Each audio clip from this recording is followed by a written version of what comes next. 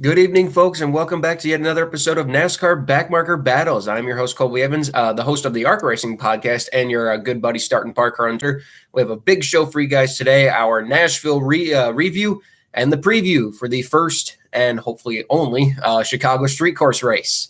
So, yeah, fun show for you guys today. We're going to go through my little intro I go through at the beginning of every podcast, and yeah, we'll jump right into the racing action because we got a lot to talk about. Trust me, a lot to talk about here today. So you guys know the drill. Follow me on social media at Starting Parker on Twitter for all ARCA tweets, lower budget team tweets, and all that fun crap. Like and subscribe to the channel. We're almost at 1,200 subs, so continue that great support. Turn on that bell for notifications so you guys never miss a podcast when we go live. And, of course, check out theracingexperts.com for all NASCAR media-related content. So let's get right into it, shall we? Nashville Superspeedway. You know, I admitted on last week's show that it's not one of my favorite tracks. I don't rank it as one of the worst tracks on the schedule, not by any means, but it's definitely not one of my personal favorite tracks. And I even said it in a tweet on Sunday that I believe was definitely taken out of context. I haven't said that any of the Nashville races have been bad, but I'm just not sold on the track. It has its moments. Like, for instance, that 3 laps of 3 wide for the lead was great. But I thought that final run at the end was kind of boring. In my opinion, even on the older tires, to me, it was clear Truex had the better car, but dirty air cost him still. So I'm still going to rant about more horsepower. We definitely need it. I think it would help a track like Nashville because of how flat the track is. I think more horsepower would help a track like that, but that's just my personal opinion. Not my favorite track, but I'm not going to say the race was bad by any means. Just definitely not one of my favorite tracks on the circuit. We had all 3 series there. All 3 series were there at Nashville, the Trucks, Xfinity, and Cup. Still hope that one day ARCA makes its way back. I know a lot of people in the ARCA garage would like to see ARCA return, not only with the fairgrounds, but the Superspeedway itself. Brad, you guys know I work for Brad Smith. He really loves that track. Peterson, he really liked that track as well. Venturini really, really liked that track. That track brought him a lot of success before ARCA stopped going there. But yeah, so just the 3 main series. For the Truck Series, we had a pretty decent-sized field. We had Reckley Roofing 200. We had 37 trucks. We had 38 on the initial entry list. Justin Carroll withdrew. Obviously, weather was in the area. It looks like qualifying might get rained out. You even saw during the broadcast that the skies didn't look good. They didn't look very good, but luckily, there was no weather anyway. The 90 withdrew, I think, mainly due to weather, and they probably knew they weren't going to make the show.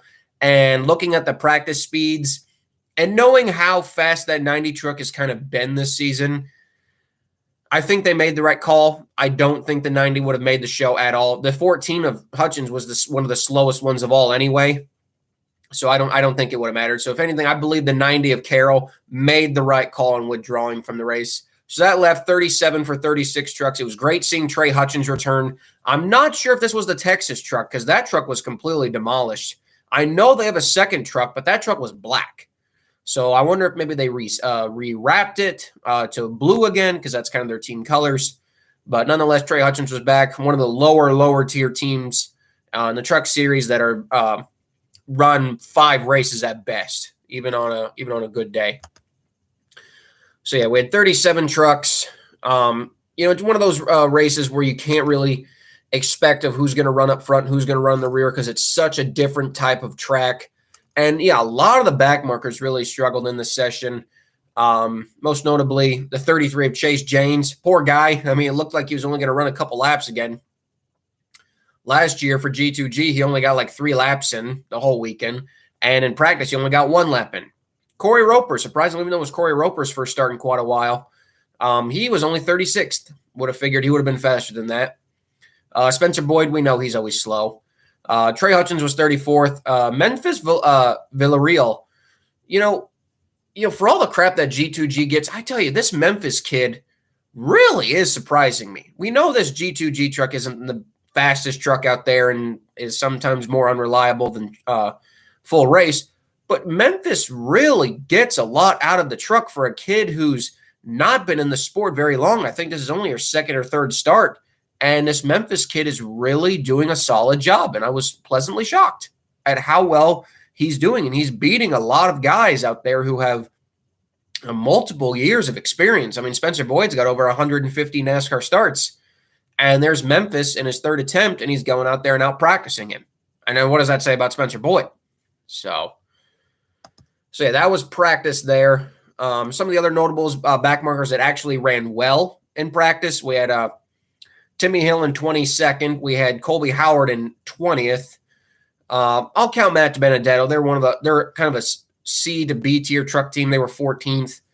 One of the real surprises of practice, this is not necessarily a lower tier team, just not something you would have expected to see, but Bailey Curry in the 41, third. 41's been the rotation truck for Nice this season. And yeah, did not expect Bailey to run that good. We know Bailey's talented. There's no doubt about that. We've said it on the show multiple times that Bailey Curry is one of the most underrated drivers in the garage. And this Nice truck, you could easily say, and this weekend alone, really showed that Bailey's got the talent to do this.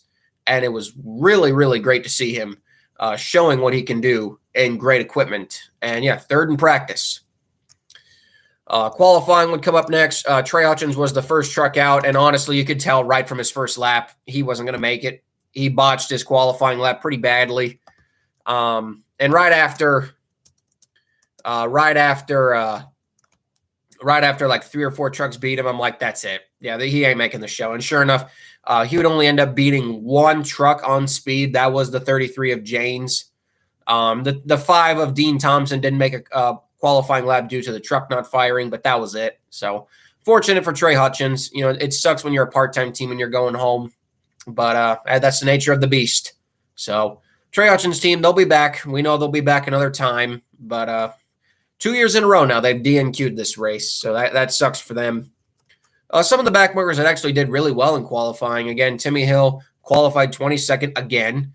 Lawless Allen, I'll give him credit, 19th. It's about where he usually runs. Some of the other backmarkers, though, didn't really do a good job. Qualifying is kind of where they struggle. Like, for instance, a lot of the guys who did good in practice didn't do so well in qualifying. But again, you know, for them, it wasn't really about making the race. It's just about getting the best lap you can in. Because there was only one truck going home, and all you had to do was outrun the 14 you were in the show.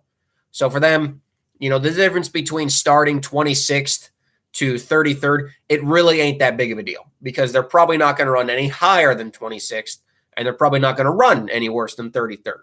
Then you got the 3 trucks at the back of the field who are just slow. So race got underway, and overall, I thought the race was good. Overall race was good. It was awesome to see that Bailey Curry's qualifying run. He qualified second, 13 1,000ths from a Bailey Curry pole. Like, do you know how cool that would have been?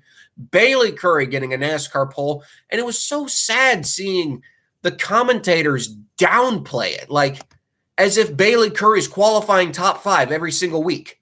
Like they literally, and the guy who was interviewing Bailey, I think Josh Shims, you know, they were downplaying this so much as if Bailey Curry, like I said, has been qualifying this good all the time. Like, no, he hasn't.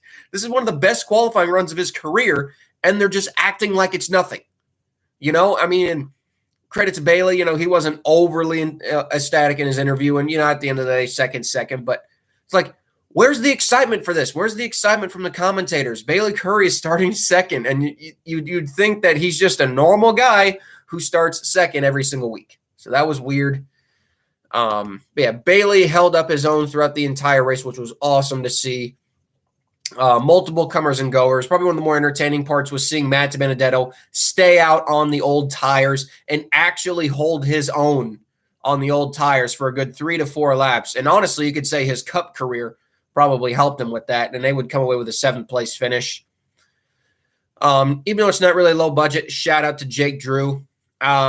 I put a tweet out saying, why can't we just put Jake Drew in the 13 truck already? Haley Deegan's done absolutely nothing in that truck.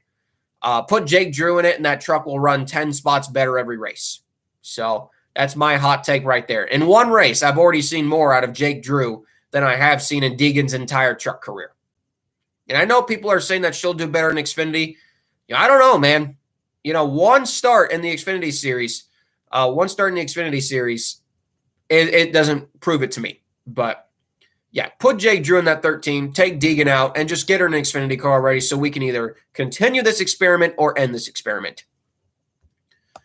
And boy, her and Lawless just always seem to run into each other, which is funny. Literally 5 laps into the race, the 13, the 45 wasn't even Lawless's fault this time. Sometimes it's been his fault. Other times it hasn't. They made contact with the 51 of Jack Wood. Boy, Jack Wood's just, it actually kind of sucked to see the 51, you could kind of say unsponsored this weekend. They had Rowdy Manufacturing on the truck, which, I mean, I think that's just like Chevrolet accessories almost. Or when you see HendrickCars.com, I mean, or when you would see GMS Performance on the truck in those days. So it's kind of sad and in some ways to see technical KBM truck unsponsored.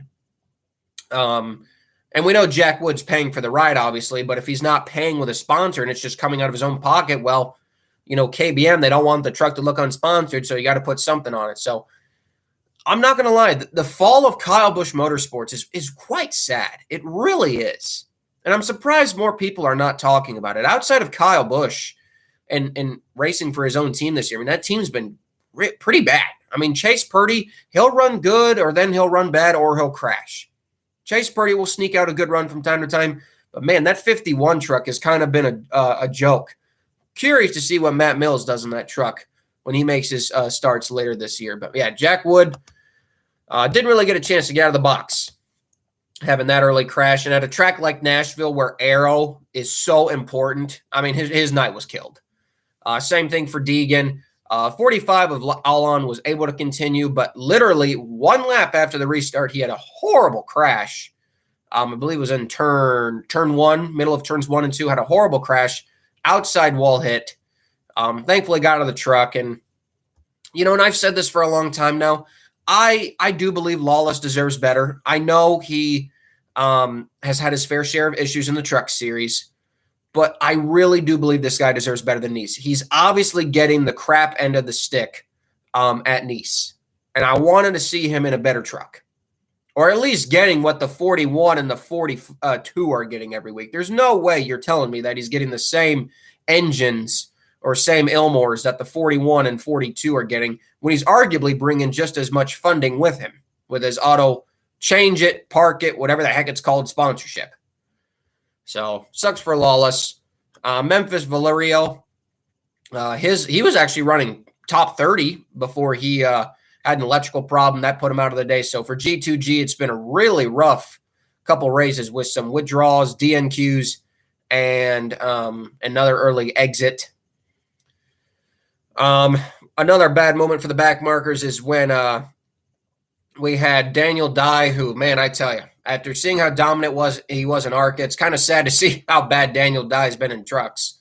He had an accident, involved the 02 of Lane Riggs in a rare truck appearance for him. Lane just about had it saved, spun it around, got some damage to the front of his truck, and then the 32, Brett Holmes, just nowhere to go, and pow. I wouldn't call it an ARCA brakes incident. I mean, 32 literally had nowhere to go. With that reaction time, he had no chance of missing him. So, sucks for Brett Holmes. We know that team, you know, it kind of surprises me that they did leave ARCA. I know ARCA is not the best with payouts, obviously, but all due respect, Truck Series ain't much better. Like, realistically, for what it's costing to run in trucks versus what it costs to run a competitive ARCA team, payouts aren't much better on the truck side. They really aren't. So I am kind of shocked that Holmes did shut down his ARCA team completely because I feel like they could have done more after winning their championship. But obviously, you know, you want to move on to more of a national series, bring in more national sponsors, and maybe you'll move up the ranks. But so far this season, the 32 truck has had a rough go. A lot of bad runs and DNFs and unsponsorless races. So makes you wonder where Brett Holmes' team is going to lie in 2024. Will they go back down to ARCA trucks, or will scale back down to trucks part-time, or continue full-time somehow? So that kind of sucked to see a Backmarker getting wiped out. And other than Dean Thompson, who had another unfortunate crash, which I don't believe was his fault again, all the remaining 32 trucks finished. We had the 98 and the 24 who had mechanical issues. Colby Howard, once again, like that team just can't buy any luck. They had a long green flag pit stop, which killed any good chance of a good run. So he was 29th. Lane Riggs, somehow, with his damaged truck, limped home to 27th.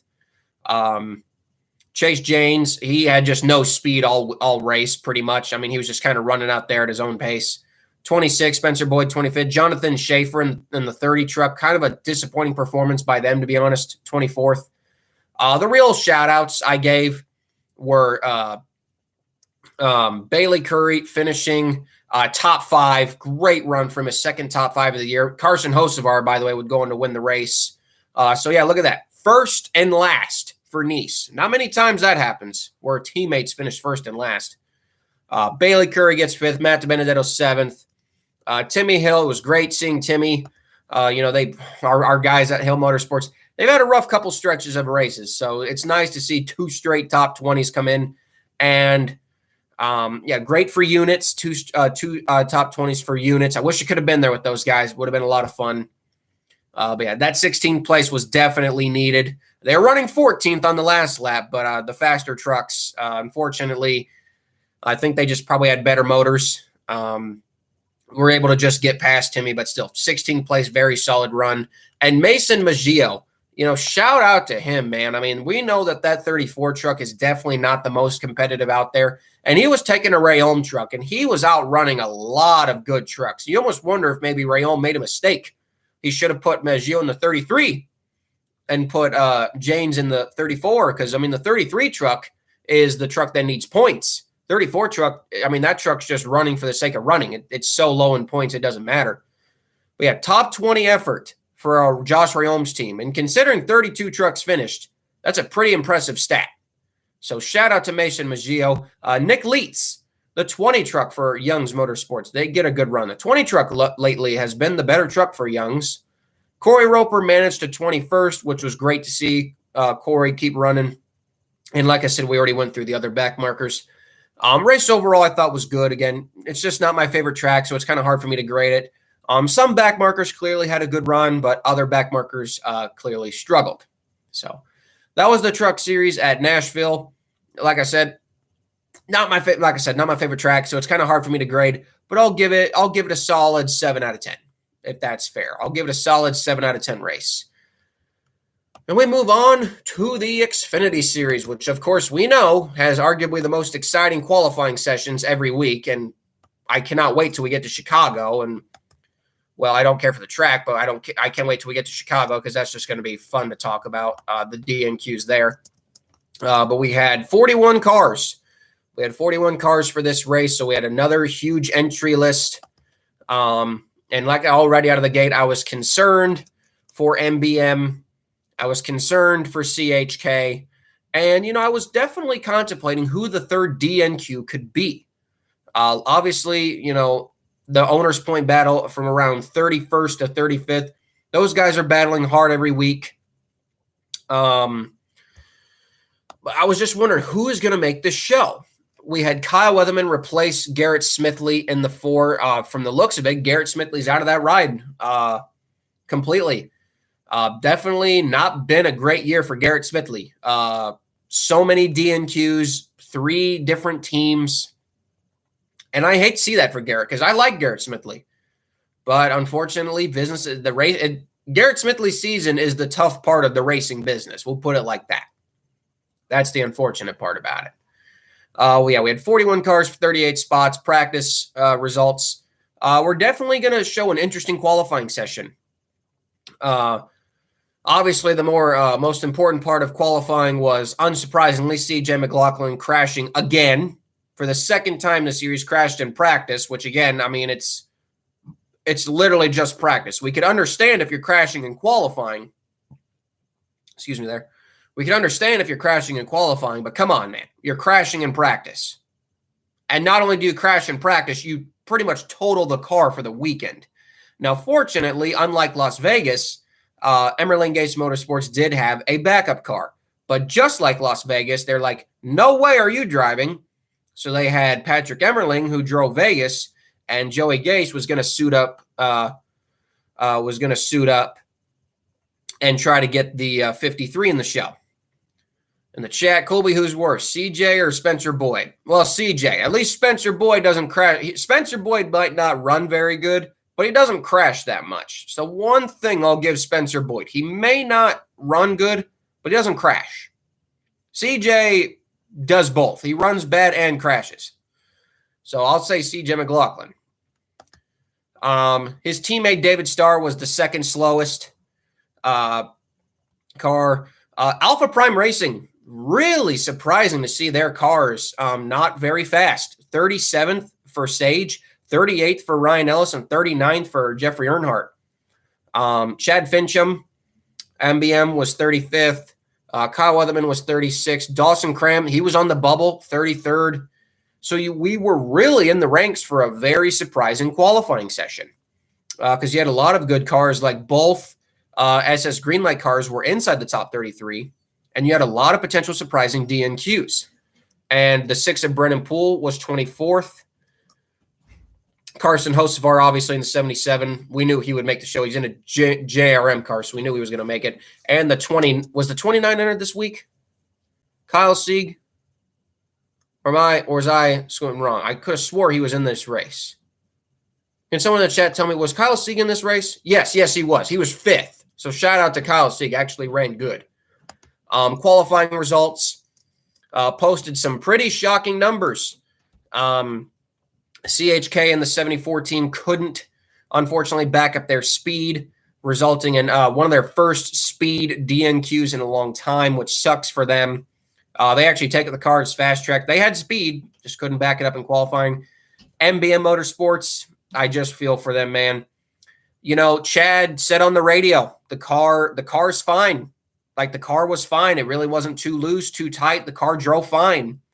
I think the biggest problem for MBM right now is just a case of not enough power under the hood. And that's the worst part right there. The car drove perfectly, but yet there's just not enough power under the hood to get it done. And Chad ran his fastest lap of the entire weekend on his qualifying lap. And unfortunately, it still wasn't enough. And arguably, the most surprising thing that came out of this, and this is what I was noticing is, man, you know, I typed it out for practice saying, you know, with how slow the 44 was, you know, the 44 is not very high in points.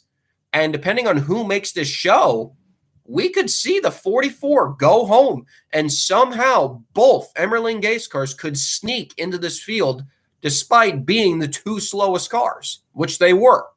Even Joey Gase on his qualifying run was the slowest car. They were banking on those owner points to make the show. And sure enough, we had the 6, 35, 53, and 24 get those provisionals. Daniel Hemrick went slower. Sam Mayer went slower, and that locked Kyle Weatherman into the field. And unfortunately, Sage, who also, I mean, this is insult to injury. When number one, when you DNQ the race, but also hit the wall, Sage Karam and Tommy Joe Martins, they suffer their first DNQ since, I believe, Daytona of 2020 when they restarted Martins Motorsports. So a huge blow to that organization, and I hate that because you guys know I'm a big Tommy Joe Martins fan. I got some friends who work for Alpha Prime Racing. It's just a major loss for them, man, financially. And yeah, and I hope that doesn't hurt Sage's confidence in himself. But I really questioned it. Why would you put Sage, who, you know, he doesn't have a lot of oval experience. He's coming to a track he's never been to before, I believe. And you're putting him in a car that he has to make the show on. And ironically enough, his teammates, both Ryan Ellis and Jeffrey Earnhardt, actually qualified inside the top 33. So it makes you wonder if this was a race where they actually should have put Jeffrey in the 44 and put Sage in the 45.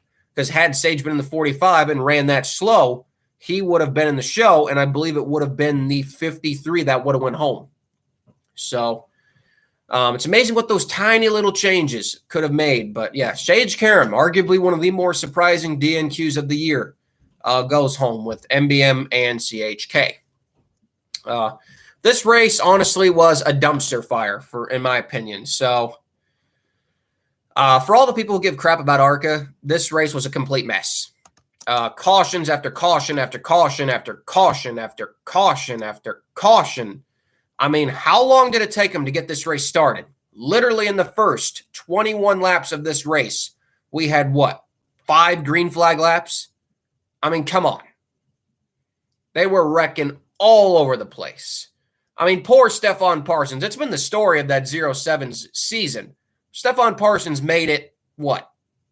Not even half a straightaway before getting wrecked. So Stephon was done before the first lap. In a rarity, we saw competitive cars crash out. The 77 and the 19 crashed out on lap 53 when we had, I think, the wrecking balls of RCR take out some cars. Connor Mosack continues to have a horrible season in that 24. I mean, that 24 for Sam Hunt Racing has been pretty bad this year. Sammy Smith had a bad run, so not a good day for Joe Gibbs. Two of their prominent cars crashing out, finishing outside the top 30. Josh Williams having an alternator issue. It's not been the best season for Josh Williams, that's for sure. Oh, and overall for DGM Racing. You know, I would say they're definitely one of the top-level competitive lower-tier teams that have fallen from the past couple years. But yeah, so keep going through the race. Finally got some green flag action in. We had our long 74-lap run before, you guessed it, a late race caution, which resulted in more chaos. And we had a very rare occasion of seeing a damaged race car winning the race. I'm an AJ Allmendinger fan, so it was kind of cool to see AJ get a rare oval track win. It'd be kind of cool if he could get one in the Cup Series for once. But seeing him get another win, always great to see. Some great underdog stories. Yes, it was a full SHR setup, but Zane Smith getting another great run for the RSS 28 car. Love that.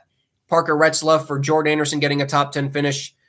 Jeb Burton getting 13th. So great day for Jordan Anderson Racing. Kyle Weatherman, and arguably the best day for Johnny Davis, you could say almost this entire year. Double top 20 and much needed owner points for that 4 car for JD Motorsports. Kyle Weatherman 18th. Brennan Poole 20th, Joe Graf Jr. 21st, Jeremy Clements. Like I said, you know, I think the building their own engine is really starting to hurt that organization. Only 22nd, Anthony Alfredo 23rd, Kyle Sieg 25th, Blaine Perkins again, who he's basically one of the only reasons why that team is still in business. 26th, Jeffrey Earnhardt 27th, Ryan Ellis 28th. So even then, not really a good day for Alpha Prime with their cars finishing pretty low. Chad Chastain, 29th, and the Emerling Gase cars were 2 of the lower cars running because, like I said, we didn't expect anything out of them. And Mason Massey, who was making a return to Xfinity after a year, was 32nd. Yeah, I didn't necessarily like the Xfinity race, but it is kind of wondering to see, man. DGM, definitely not where they used to be in terms of ranks. JD Motorsports, they're really hit and miss. When they have the right drivers in this instance, like Kyle Weatherman and Brennan Poole, you can see that the team still has it in them to be a top 20, top 25 competitive team. But when you have the wrong drivers in there, they can barely crack the top 30. So, yeah, one of the more weekends that Alpha Prime Racing would probably want to forget, that's for sure. But yeah, I didn't really like the race. It was kind of a mess. Too many cautions for my liking.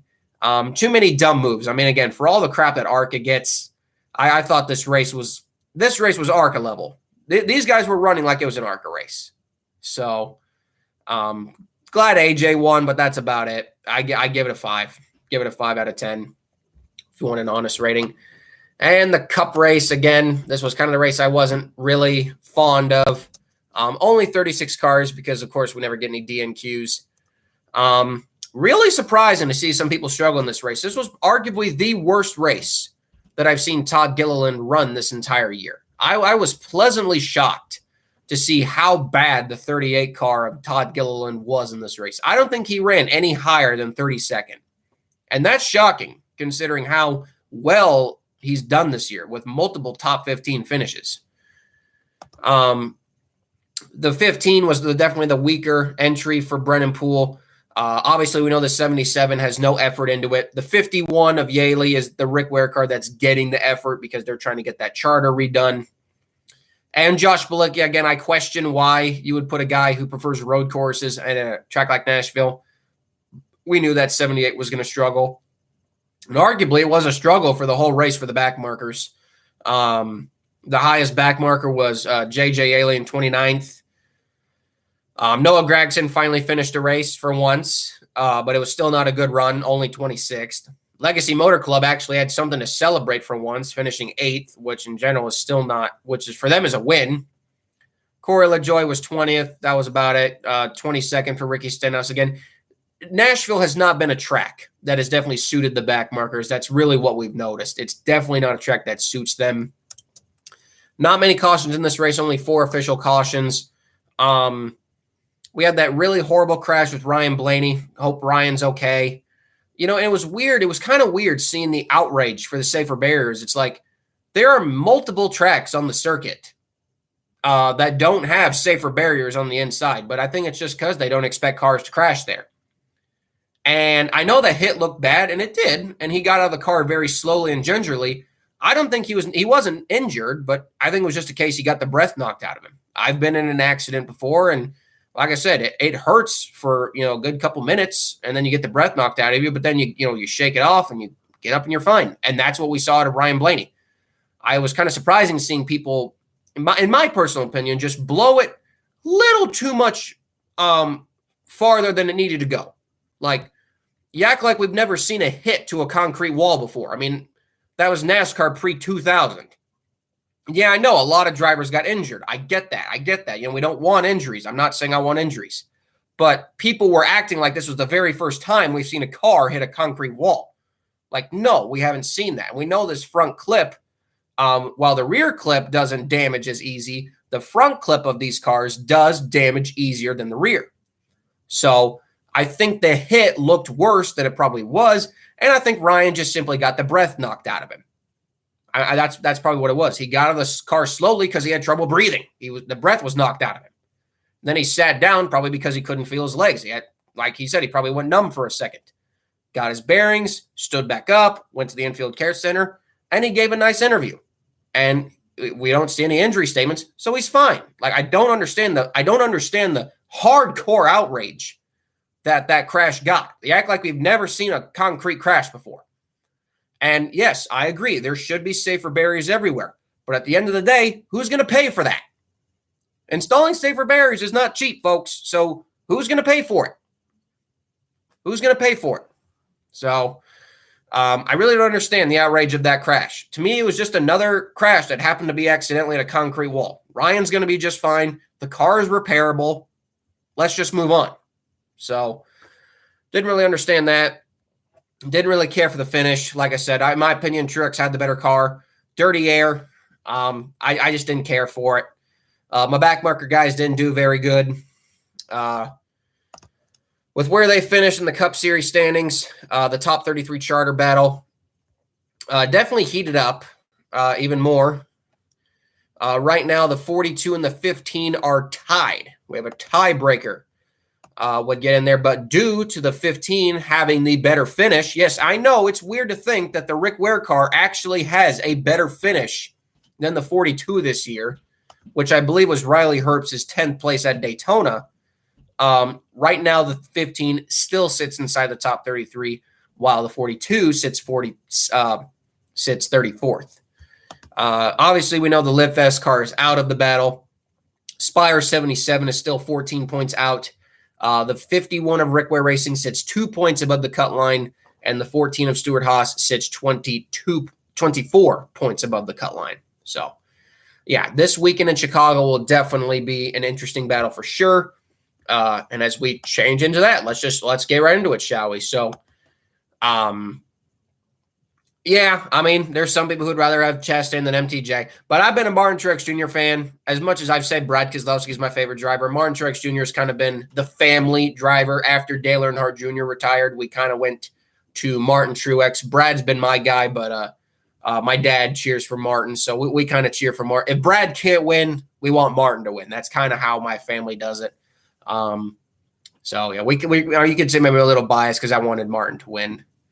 But yeah. Chicago street course, you guys know me. I've said it on the show multiple times. I don't care for this. I don't want it. I don't understand how many people actually wanted this. You know, they say they're in the business of giving the fans what they want. I don't know how many fans legitimately asked for a street race. You know, it's worked in the NASCAR Pinty series, but those cars are extremely different from Cup cars. Not even close to a Cup car. They handle better. Those cars are low-key meant for street racing. I don't care for this at all. I don't. I think it's a joke. And honestly, looking at the track layout, I think we're in for one of the most boring races of all time. I'm not kidding. You guys can disagree with me on that. You guys can be excited for this. I mean, I'm just excited for the qualifying sessions of seeing who's going to go home for Xfinity. That's about it. I really am not excited about this race. I just don't care. We have a perfectly good 1.5-mile oval that could put on an amazing race, both Xfinity and Cup. And we're running this dumb race in Chicago. I don't like it. I really don't like it. And I only live 3 hours away. I could have went to this race. If they went to the oval, I would have went in that race. But I'm not going to this race. So it's just stupid in my opinion. Why are we doing this? And you could say, like, well, maybe give the race a chance. No, because it's stupid. There's no need for this. We're not a series that needs to run street races. Leave that to sports cars. Leave that to Indy cars. That's not our series. We've tried that before in the Winston West series, and some of those races were actually good, but that's back in the day when those cars were a lot more fun to drive. I don't know, man. You guys can have your opinion on it. I don't like this. I don't like the idea of it. I think it's stupid. And you know how they keep calling it an event? It's not a race. It's an event. It's like the IndyCar Iowa race. It's not for a race. It's a concert with a race with it. I don't like this at all. But nonetheless, we got races to preview. The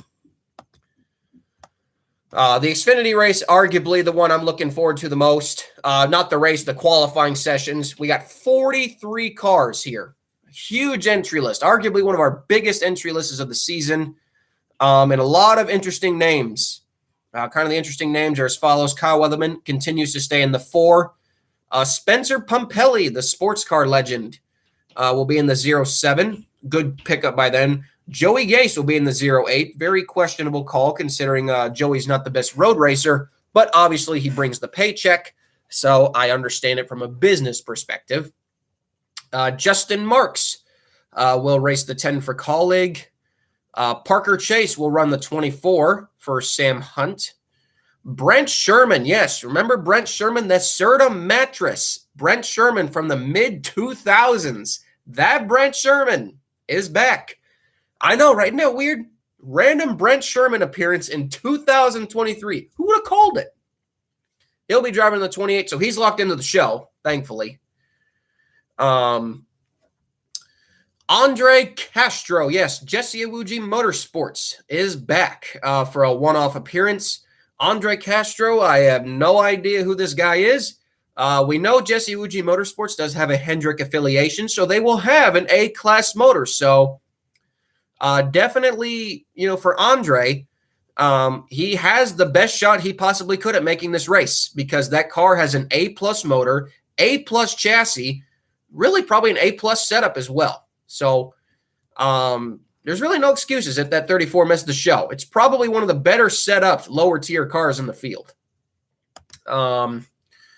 We have Alex Labay not driving for Mario Gosselin. Now, that's weird.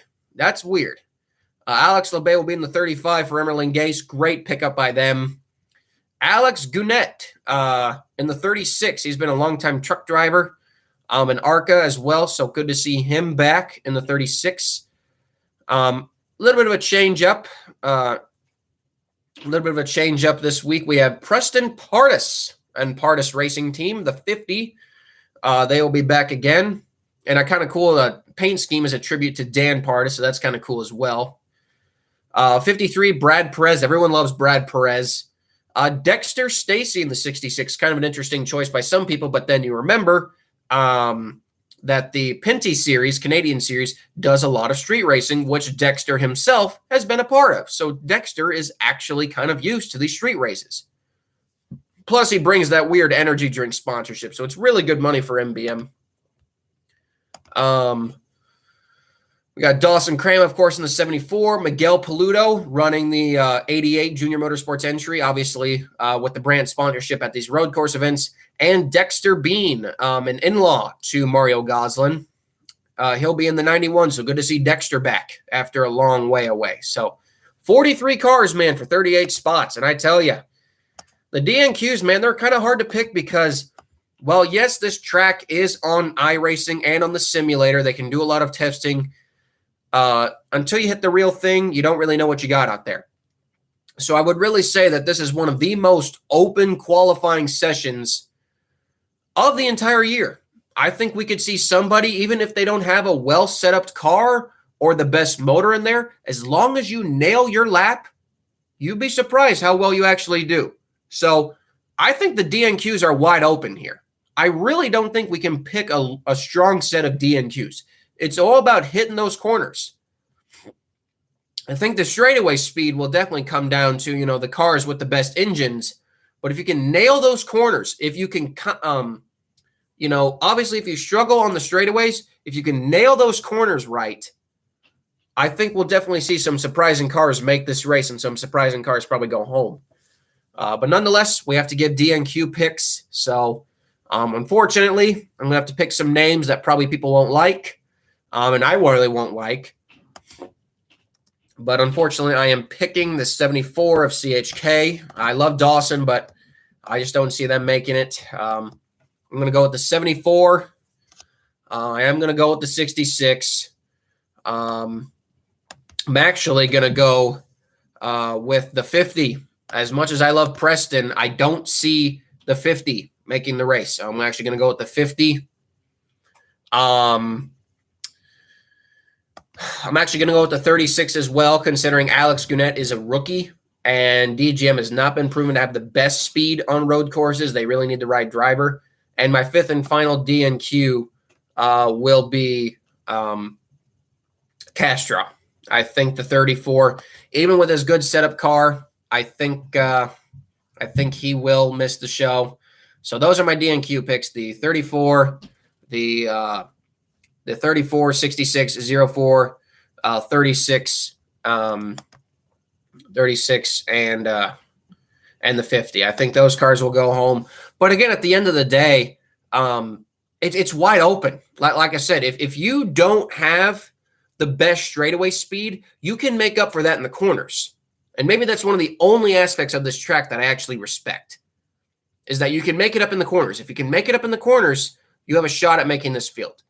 And like I said, it's really the only thing I'm excited for is the qualifying session. I don't care about the race itself. I'll watch it because I'm a NASCAR fan. We'll watch it. I'll watch it, but I don't care. So, yeah, that's going to be fun to watch. And we could see some other cars go home. Emerling Gase cars, they could still go home. JD Motorsports cars, the 44 is still in jeopardy. So it'll be interesting to see, man. It really will be an interesting qualifying session. For sure. For the Cup Series, did have 38 cars, but obviously with the tragedy that happened earlier this week in the Jimmy Johnson household, rightfully the 84 Legacy Motor Club entry has been withdrawn. I think obviously that's the right move, considering what happened. We still got 37 cars here, the usual 36. Some changes in the cars, of course. Jensen Button is back in the 15 for Rick Ware Racing, a great pickup for them. Andy Lally, hopefully he can have a better race than Sonoma. That race was bad for him. He's in the 51. Josh Bilicki's back in the 78. And the Project 91 entry returns with a new driver. This weekend. And, God, who's the driver again? Is he like a sports car guy? Shane something? Shane Van? Oh, what's his name? Shane Van Gisbergen? Shane Van Gisbergen? I'm sorry. No, Lamar, I don't have that qualifying session. Sorry. Shane Van Gisbergen, is that how you pronounce his name? I'm sorry if I butchered his name, but he'll be in the Project 91 car for Trackhouse. So I don't know who he is, but hey, another car in the field, so I'm up for it. So other than that, just the usual 37 cars along that. Australian supercars. Okay. All right. Okay. So this guy knows what he's doing. Cool. But other than that, like I said, guys, I don't want this. I didn't ask for this. I don't know what fans honestly asked for a street race, but we're getting it. I don't want to see it back next year. So I know the mayor has the chance to cancel it, and I hope that mayor does, because I don't want this. I don't want this on my NASCAR schedule. Let's go to another intermediate or short track. We don't need a street course. We already got way too much. Way too much road courses on the schedule anyway. So last thing we need is a street course. Yeah. Anyway, guys, that's been Backmarker Battles tonight. I know not my most energetic show, but I still thank you guys for joining in on a Thursday night. Hope you guys can enjoy the weekend at Chicago. I don't think I will. I'll be 21 on 22, actually. God, I can't even get my age right. I'll be 22 on Sunday, so I guess I've got something to celebrate. But nonetheless, guys, have a great rest of your weekend. And yeah, we'll catch you all. We'll catch you all next time. So till Tuesday with the ARCA Racing podcast. I will see you all next time. Colby Evans, Start and Park Car, signing off. Take care, guys.